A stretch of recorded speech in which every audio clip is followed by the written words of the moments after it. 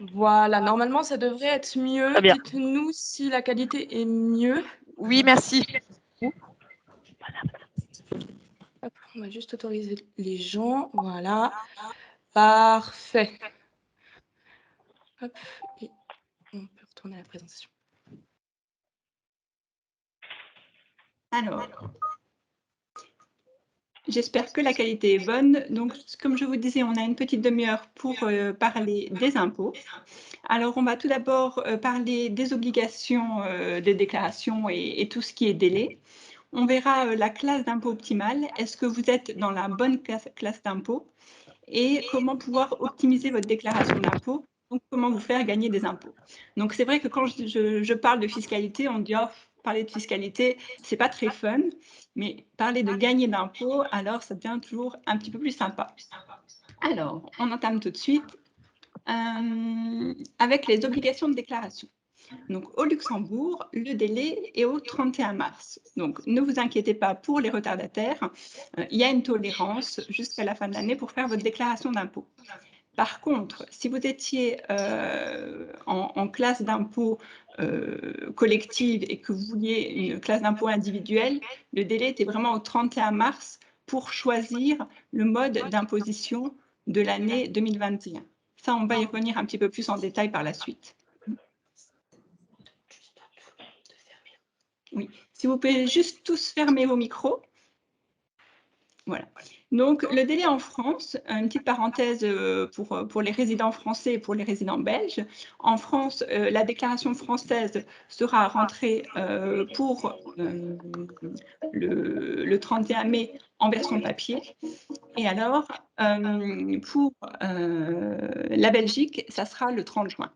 On a d'autres délais pour les déclarations en ligne. Donc, pour le département 54, on sera au 31 mai. Et pour les départements 55 et 57, on a un délai jusqu'au 8 juin. Ça, c'est pour rentrer vos déclarations en France. Donc, en Belgique, le délai papier sera le 30 juin et la déclaration en ligne sera le 15 juillet, sauf si vous avez un mandataire, vous aurez une possibilité jusqu'au 30 septembre. Donc là, on va s'intéresser plus à comment gagner des impôts au Luxembourg. Donc, pour rappel, on a 3 classes d'impôts principales au Luxembourg. Donc, l'important, c'est de savoir est-ce qu'on est dans la bonne classe d'impôt. Donc, la classe d'impôt 1 est en principe celle sur laquelle on est le plus taxé. C'est celle où on est célibataire sans enfant. Ensuite, on a une classe d'impôt qui est un peu intermédiaire, qui est une classe d'impôt 1A, où on est célibataire avec enfant à charge. Il peut y avoir d'autres catégories. Et on a la classe d'impôt 2, où on va y revenir. C'est les personnes qui sont imposées collectivement ou les personnes qui sont divorcées les 3 années qui suivent le divorce. Donc ça, c'est souvent quelque chose qui n'est pas connu. J'ai encore vu un client il y a une quinzaine de jours où il était en classe d'impôt 1 alors qu'il était divorcé et il pouvait bénéficier de la classe d'impôt 2 et avoir vraiment une économie très importante de son impôt.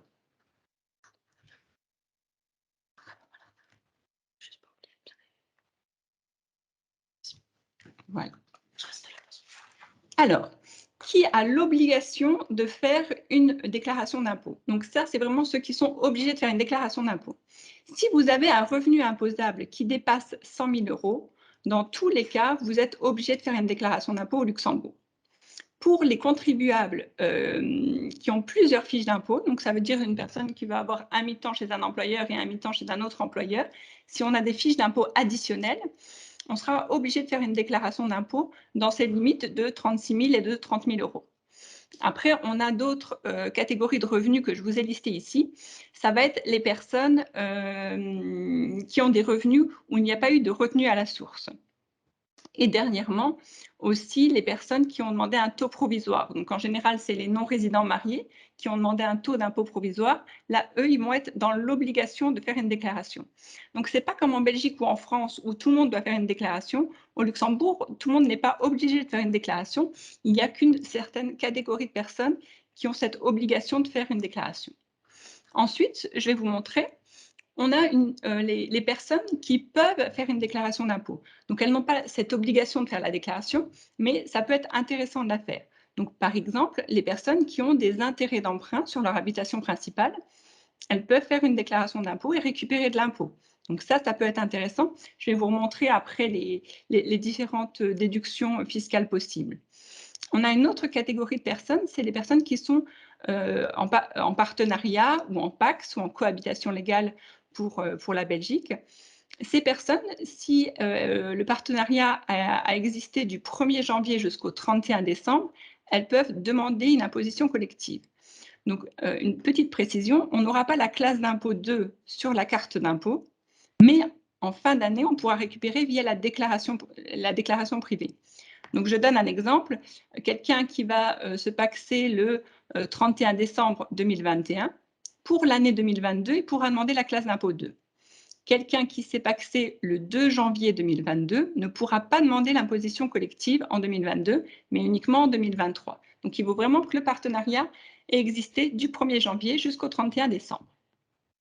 Alors, on a d'autres personnes qui peuvent faire des déclarations. Si vous avez des choses à déduire et que vous pensez que vous allez gagner à faire une déclaration d'impôt, alors vous pouvez rentrer une déclaration. Alors, un petit point sur les documents qui sont à réunir. Donc, bien sûr, le certificat de mariage, la date d'entrée dans votre habitation, parce que ça a un impact sur les intérêts déductibles. Mettre les enfants à charge, donc s'ils ont plus de 21 ans, il faudra joindre le certificat de scolarité et tous vos certificats, donc ça peut être les assurances, donc la partie responsabilité civile sur votre voiture et votre maison. On peut avoir les intérêts d'emprunt, donc que ça soit sur votre habitation principale ou sur un prêt personnel, tout ça, ça sera déductible. Tout ce qui est cotisation à des mutuelles, à des assurances maladie, tout ça est à joindre parce que ça sera déductible de votre déclaration. On reviendra sur les plafonds tout à l'heure. D'autres documents qui peuvent être et qui sont à mentionner sur votre déclaration, c'est au cas où vous avez reçu des dividendes, des cotisations à des épargnes logement, les cotisations sociales pour les indépendants qui ont été payées en privé, et tout ce qui est dons, frais de garde d'enfants, frais de domesticité, c'est-à-dire les femmes de ménage. Ensuite, si vous avez des revenus locatifs, il faudra faire une petite comptabilité recettes-dépenses. D'un côté, mettre les loyers et de l'autre, mettre toutes les dépenses et aussi un amortissement comptable. Donc voilà, là, c'est vraiment tous les documents qui seront à réunir pour faire votre déclaration. Alors, on va faire un petit point sur la classe d'impôt optimale. Donc, est-ce que vous êtes dans la bonne classe d'impôt?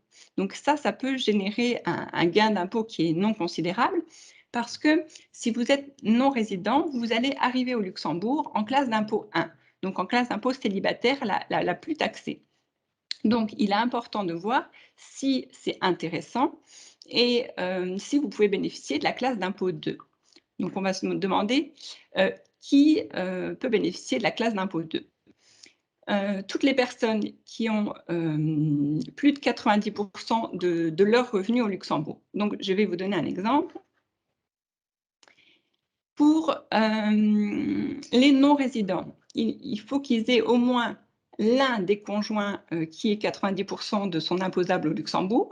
Il y a une petite exception pour les résidents belges. Eux, il faut uniquement 50% de leur imposable au Luxembourg pour l'un des deux conjoints ou avoir moins de 13 000 € de non imposable au Luxembourg.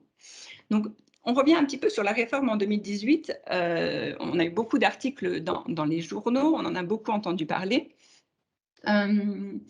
Si on avait une personne qui était résidente française, qui avait par exemple 50 000 € de revenus imposables au Luxembourg et qui avait des revenus de location importantes, si elle avait 10 000 € de revenus de location en France, alors on n'a pas de souci, on est en dessous des 13 000 €, elle peut toujours avoir cette classe d'impôt 2.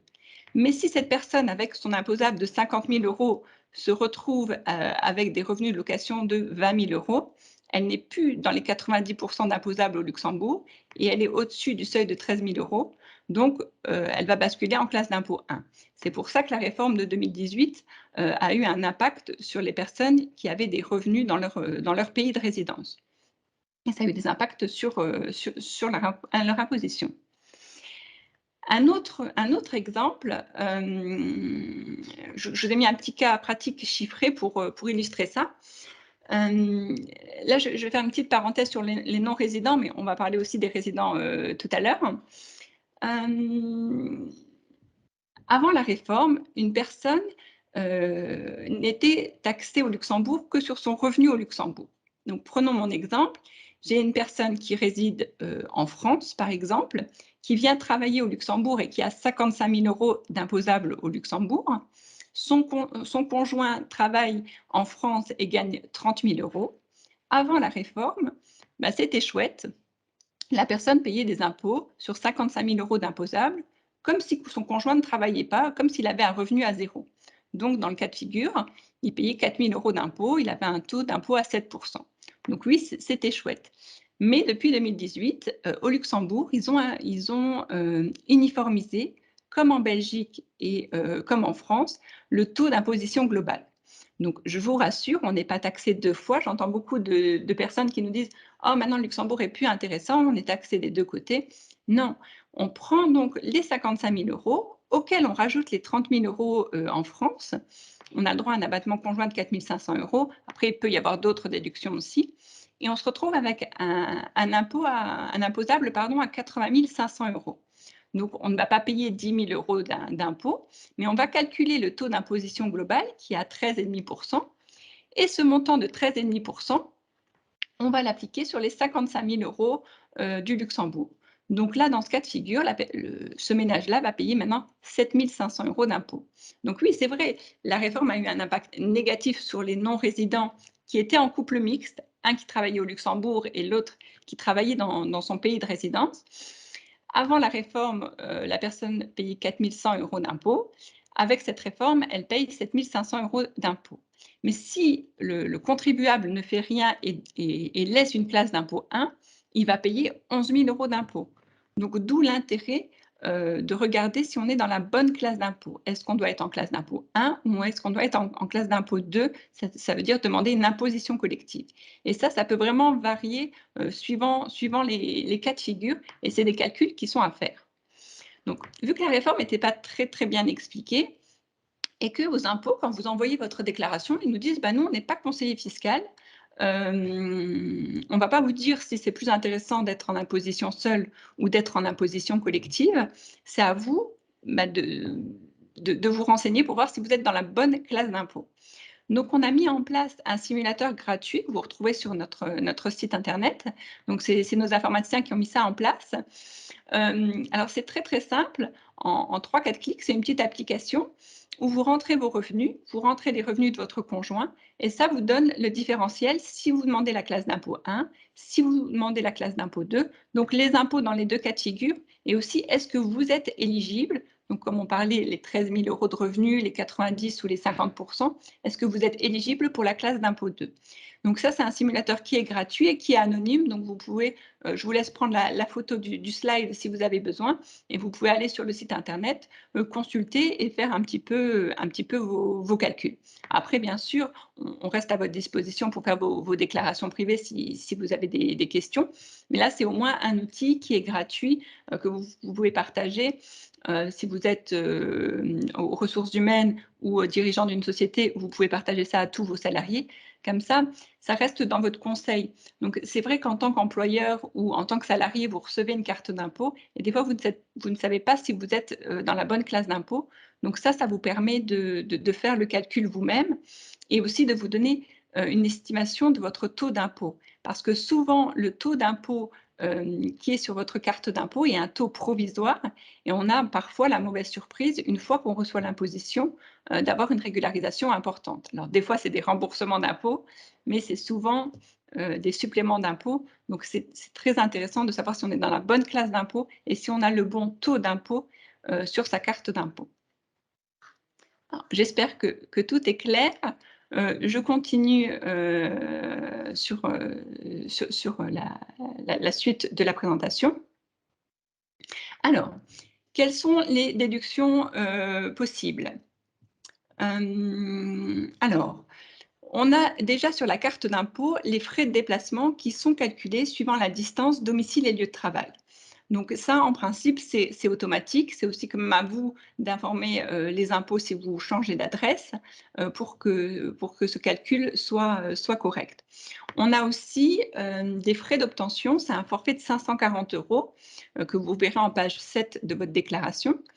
Mais vous pouvez avoir des frais qui sont plus importants. C'est-à-dire, je vais donner un exemple, un avocat qui doit avoir une documentation spécifique ou des habits vraiment spécifiques peut avoir des frais d'obtention qui sont supérieurs de 540 € ou des formations qu'il a dû payer en privé. Donc tout ça, c'est à compiler et à mettre dans les frais d'obtention au lieu d'avoir ce forfait de 540 €. Alors, les intérêts débiteurs, ça, c'est les intérêts sur votre habitation principale. Donc, vous avez un plafond, suivant l'année, d'entrée, dans votre habitation. Donc ça, vous retrouvez ça à la page 10, de votre déclaration privée.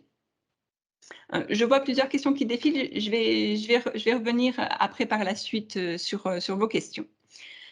Ce qu'on peut déduire dans votre déclaration privée, c'est aussi tout ce qui est cotisation et primes d'assurance. J'en parlais tout à l'heure. Vous avez le droit, donc je vous ai mis ici, 672 € par personne dans votre ménage. Donc là, ça reprend toutes les intérêts débiteurs sur vos prêts personnels, donc un achat de voiture, pas le capital, hein, juste la partie intérêt. Et aussi toutes les cotisations, donc ça peut être maladie, mutuelle, assurance. Donc tout ce qui est, voiture et maison, c'est juste la partie responsabilité civile. Donc il faut demander à votre assureur une attestation juste sur cette partie responsabilité civile. Donc si vous n'avez pas les justificatifs, vous pouvez prendre le forfait de 480 € par conjoint, qui travaille dans le ménage. Sinon, si vous pensez que vous pouvez avoir plus, vous avez le droit à ces 672 € par personne dans le ménage. Donc, si vous êtes marié et que vous avez 2 enfants, vous avez le droit à 4 fois les 672 € de plafond, sous réserve d'avoir les attestations et d'avoir payé ça en prime d'assurance ou en intérêt débiteur sur des prêts personnels. Une petite parenthèse, je ne vais pas m'y attarder, parce que je vois que l'heure tourne, sur la prime unique. Parfois, vous pouvez avoir vos banquiers, principalement au Luxembourg, parce que c'est eux qui connaissent plus ce système.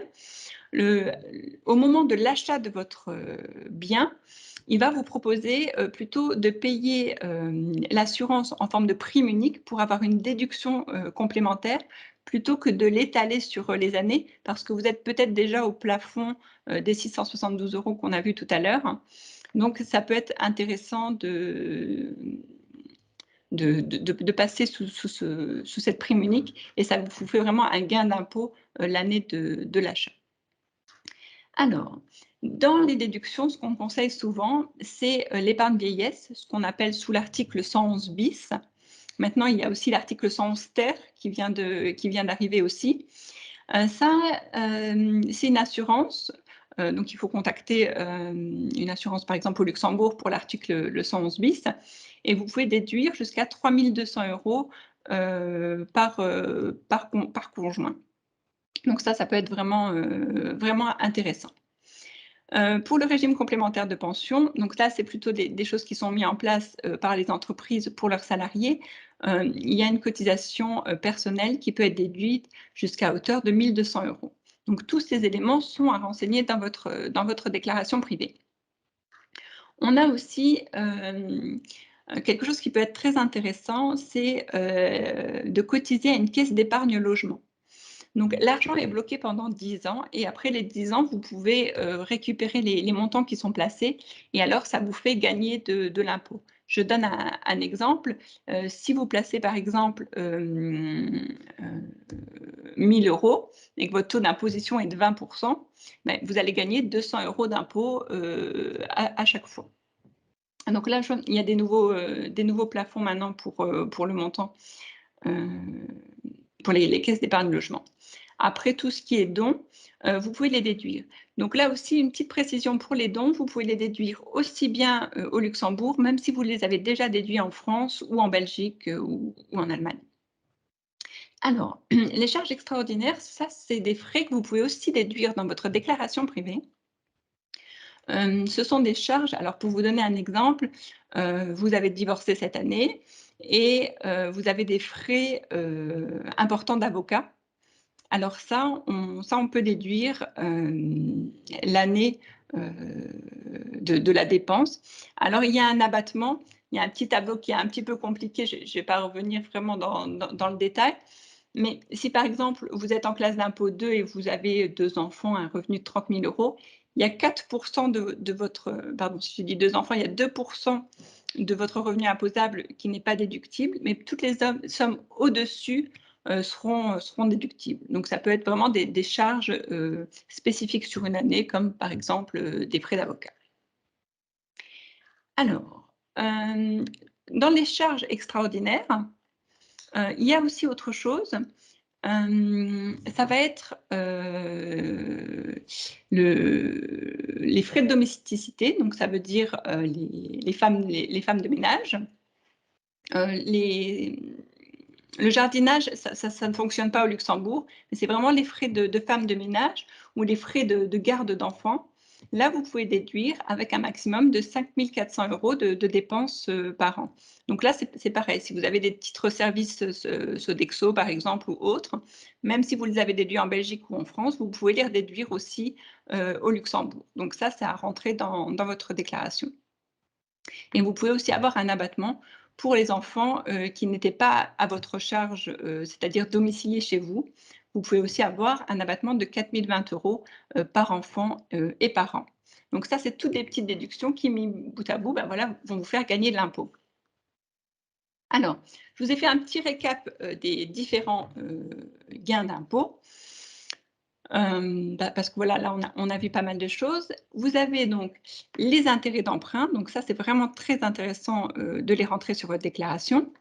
Les assurances et prêts personnels, donc on a vu les 672 € par personne dans votre foyer.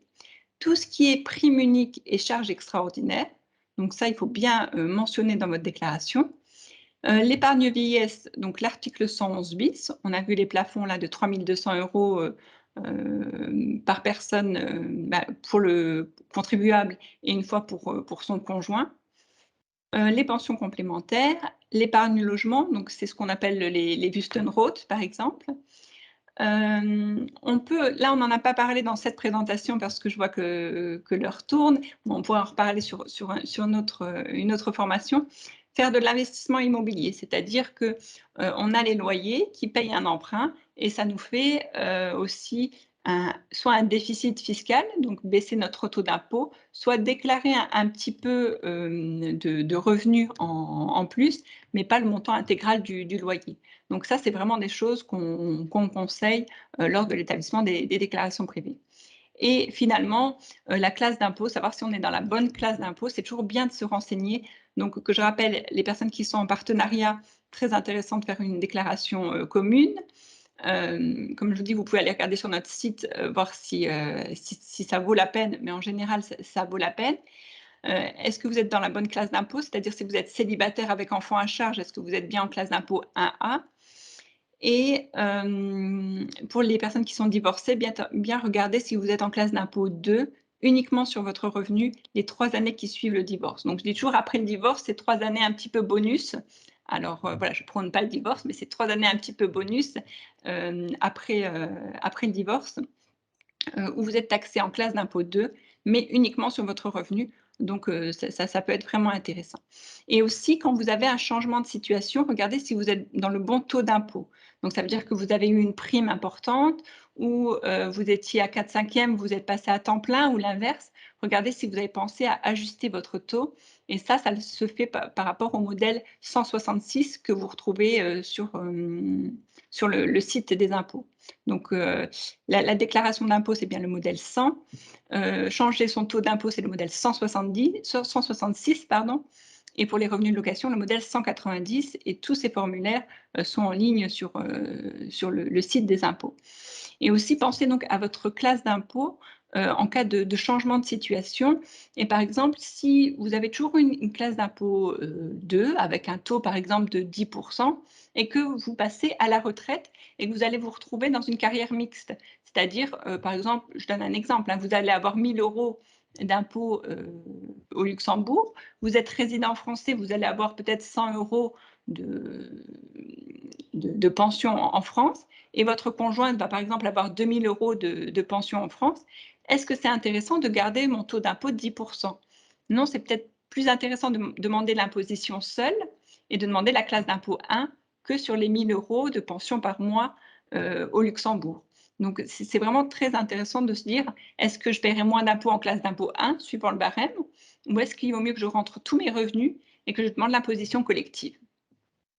Je vous ai mis aussi sur ce récap le rappel que la déduction au Luxembourg est possible, même si les frais ont été déduits dans le pays de résidence pour les non-résidents luxembourgeois.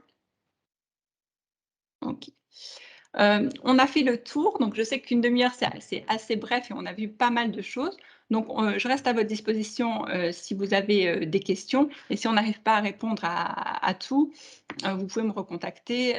Vous avez ici ma carte de visite digitale, parce que voilà, nous, on est tout digital, donc vous pouvez la scanner ou alors envoyer un mail sur info@cabexco.lu et on pourra vous renseigner. Un petit mot juste sur la fiduciaire. Donc, on a 4 sites. Un site principal à Windhoek, un autre à Belleval, sur le site d'Esch-Belleval, et un autre à Notum, près de Bastogne. Et on a aussi ouvert un bureau qui s'appelle Cabexco Cefilux à Arlon. Et on a un partenaire aussi du côté français pour vous aider sur les déclarations en France. Donc, nous, on est une société de 35 collaborateurs. On fait aussi bien des bilans que des salaires. On fait aussi des formations, donc que ce soit en droit du travail, en déclaration d'impôts. On a aussi 2 informaticiens donc, qui nous mettent en place aussi ces cartes de visite digitales, toutes ces applications, et qui peuvent aussi vous aider si vous avez des questions. Et on a aussi une secrétaire itinérante qui se déplace dans les sociétés pour les aider au passage du digital, ou si vous avez une secrétaire qui est absente. Donc, j'espère que la formation a été claire. On a eu des petits soucis techniques au début, mais voilà, vous étiez vraiment très nombreux, donc ça fait vraiment plaisir. Et j'espère surtout que vous êtes incollables maintenant pour vos déclarations d'impôts. Et puis, bon courage, il faut se mettre au formulaire et puis y aller. Je libère ceux qui doivent reprendre le travail à 13h, et je vais faire je vais regarder un petit peu vos questions pour voir si je peux répondre un petit peu à vos cas un petit peu spécifiques.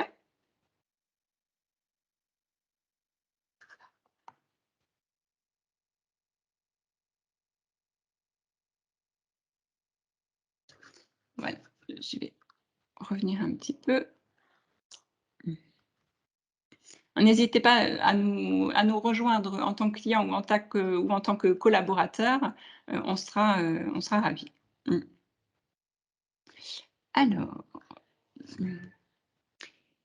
j'ai une question sur les frais de déplacement, comment on peut le prouver? Alors, il vous faut une attestation de votre commune ou de votre mairie qui atteste de votre adresse, et c'est ce document-là que vous pouvez envoyer par mail aux impôts. Vous avez sur votre carte d'impôt le nom de votre bureau d'imposition avec l'adresse mail. Donc, moi, je conseille toujours de donner une copie de votre carte d'impôt.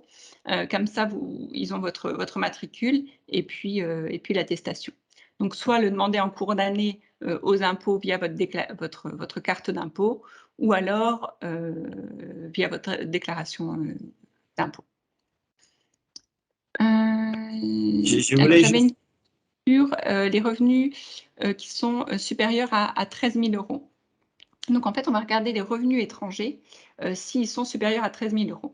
Donc, pour expliquer, si vous avez des revenus de location, ça ne sera pas, par exemple, 13 000 € de loyer, mais ça sera les loyers une fois que vous avez enlevé toutes les dépenses qui sont éligibles. Tout à fait, mais pardon, sur le modèle… On peut les déduire, il faut vraiment voir ce que c'est comme plan de pension. En général, si c'est de la 111 bis, c'est noté dessus que c'est déductible sous forme d'article 111 bis. Excusez-moi. Pour les enfants qui ne font pas partie du ménage, Alors voilà, il faut voir, est-ce que c'est des enfants qui sont à charge de votre conjoint et pour lesquels vous versez des rentes alimentaires, ou si vous avez des enfants qui travaillent eux-mêmes, alors eux, ils devront faire leur propre déclaration. Les assurances véhicules, donc qui sont déductibles en page 14 et c'est pas toute l'assurance du véhicule, c'est que la partie, responsabilité civile. Les intérêts d'emprunt, donc si, vous avez eu des intérêts, d'emprunt sur votre habitation, elles sont déductibles. Il y a des plafonds, mais qui sont quand même assez élevés. Si vous avez une bonification d'intérêt, alors il faudra déduire la bonification d'intérêt qui a été versée par votre employeur. Mais ça, je le dis souvent, c'est plus intéressant d'avoir une prime brute égale nette sous forme de bonification d'intérêt que de l'enlever de votre déclaration. Alors là, ça va être un petit peu technique, mais votre employeur peut vous donner une prime de 2 000 € et vous avez eu 2 000 €, disons 3 000 € d'intérêts qui sont payés à votre banque sur votre habitation principale. Donc vraiment 3 000 € d'intérêts, hein, pas le capital. Donc si votre employeur vous donne 2 000 € de prime, vous avez 2 000 € brut égale net. Vous gagnez les cotisations sociales et vous gagnez l'impôt. Et il vous reste encore 1 000 € que vous pourrez déduire dans votre déclaration privée. Si vous n'acceptez pas cette bonification d'impôt via votre salaire et que vous prenez uniquement les 2 000 € en prime, vous allez avoir un net beaucoup plus bas sur votre fiche de paie. Et en plus, si par exemple vous êtes non-résident, ça va juste faire diminuer votre taux d'impôt. Ça ne va pas faire diminuer votre imposable luxembourgeois. Donc c'est vraiment plus intéressant d'avoir cette bonification d'intérêt. Et en plus, des fois, on peut utiliser sur les 2 tableaux. Donc, il vaut mieux privilégier la bonification d'intérêt. Là, on a parlé aujourd'hui de l'optimisation des déclarations privées. On n'a pas parlé de l'optimisation de la paye, qui peut être un autre sujet par la suite. Le cabinet en France, je peux vous donner les coordonnées, vous me faites un petit mail, je vous donnerai les coordonnées de la personne qui s'en occupe. Les attestations de présence à la formation, il faut nous faire un mail sur info@cabexco.lu et ça on vous enverra. Donc les assurances sur les véhicules sont déductibles, donc je disais en page 14, mais que la partie responsabilité civile. Voilà, vous pouvez nous contacter si vous avez des voilà. Alors, quand vous dites que les mairies ne donnent plus ces attestations, en fait, il faut vraiment, vous alors préparer un document, où vous mettez votre domicile et vous demandez le cachet de la mairie. Parce que le problème, c'est que, il arrive que les impôts n'acceptent pas, une facture, EDF ou des choses comme ça, ou de gaz ou d'électricité. Donc en principe,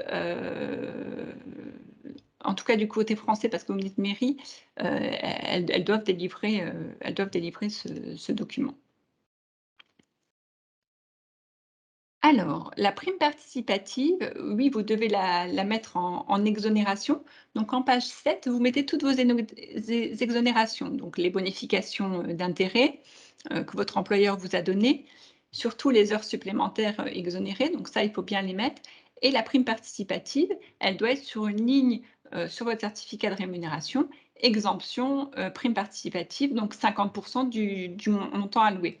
Donc ça, il faut vraiment le préciser. De toute façon, votre certificat de rémunération a été envoyé de façon électronique aux impôts et eux, ils ont l'information. Pour les slides, vous pouvez nous contacter, on peut vous les mettre à disposition.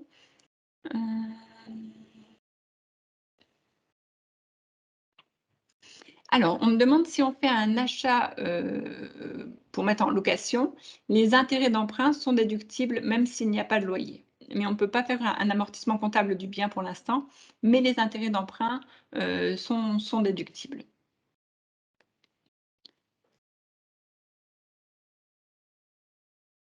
Alors, les assurances maladie, DKV, caisse médico-chirurgicale, c'est bien dans les 672 €. Alors sur la déclaration modèle 100, ça sera en page 14 dans les assurances. Alors, comment le Luxembourg est-il informé des dividendes perçus à l'étranger?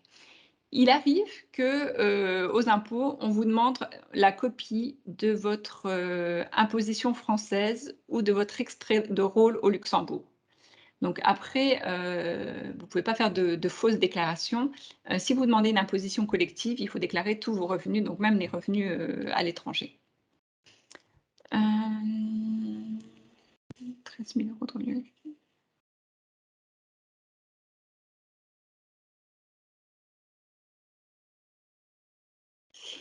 Alors là, il me faudrait un petit peu plus de précision sur les 13 000 € de revenus locatifs, pour vraiment analyser le cas de figure. Mais comme je vous dis, c'est pas 13 000 € de loyer, il faut enlever déjà toutes vos dépenses, et regarder s'il reste tout de même 90 % de vos revenus qui sont de source, luxembourgeoise. Là, il y aura pas de souci. Alors, on nous parle de délai.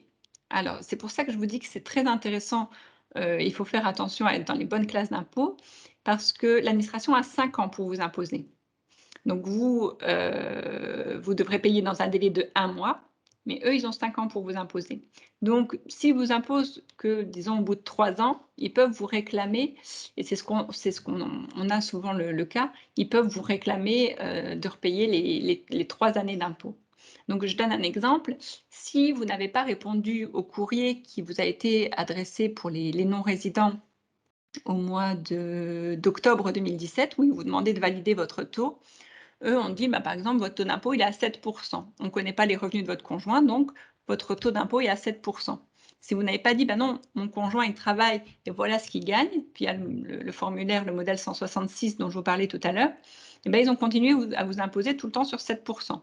Vous avez eu des indices, vous avez eu des augmentations de salaire, des primes, et vous êtes toujours à 7 %. Alors oui, c'est chouette, mais le jour où ils vont faire votre imposition, et là, on a encore des clients qui arrivent encore aujourd'hui avec des impositions, bah, ils se retrouvent avec 3 000 € de supplément et s'il y a 3 ou 4 années qui sont, si on a 3 années qui sont imposées en même temps, bah, 3 000 € fois 3, bah, ça fait 9 000 € à payer dans un délai d'1 mois. C'est jamais sympa. Donc c'est toujours intéressant de se renseigner, de voir est-ce que mon taux d'impôt est correct, parce que sinon voilà, c'est un peu compliqué et comme je vous dis, eux, ils ont 5 ans pour vous imposer. Donc, vous pouvez toujours essayer de contacter les impôts pour vous demander s'ils peuvent faire votre imposition, mais bon, eux, ils vont vous dire que, ben, ils traitent un dossier après l'autre, donc voilà.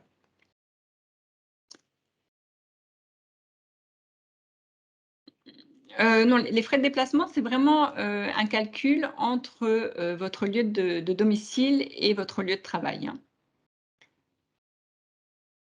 L'optimisation des salaires, alors là, je ne vais pas en reparler parce que sinon on est reparti pour une demi-heure.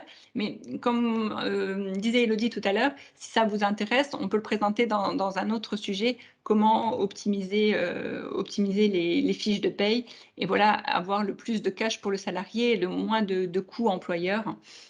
Ça, c'est possible de le faire, via un webinar ou, si vous avez besoin d'une formation, on fait des formations sur une demi-journée ou sur une journée.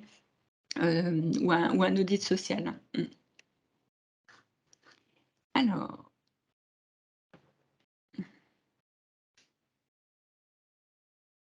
voilà, on peut aussi déduire, tout ce qui est primes versées en assurance pension continuée. Tout ça, c'est déductible aussi. Il y a un champ spécifique sur la déclaration. Alors si vous êtes trompé, oui, les impôts peuvent corriger, mais après ils sont pas là pour faire votre déclaration. Donc, je peux pas vous dire que c'est automatique, mais en général, ils réimputent. Alors la prime participative en France, ça j'ai pas regardé, mais pour moi, il faudrait remettre aussi, l'exonération des 50 %, mais ça, il faudrait peut-être plutôt, confirmer avec un fiscaliste en France, hein. Les vélos et ouais, les vélos, il y a plus de réduction d'impôt, c'était sur la déclaration de l'année dernière et il y a plus la case, je pense que c'était en page 18. Donc si vous regardez la page 18, du modèle 100 de l'année 2020, ça y était, mais en 2021, ça n'y est plus. Mmh. Ah, si l'employeur n'a pas déclaré votre prime comme prime participative, vous ne pourrez pas la mettre comme prime, hein, ça, elle sera taxée et cotisable et imposable, mais vous ne pouvez pas, vous, déclarer que c'est une prime participative si l'employeur ne l'a pas déclaré en prime participative. Alors, les plus-values d'action, je ne vais pas rentrer là-dedans, mais vous pourrez me recontacter pour en discuter. Je pense qu'on a fait le tour.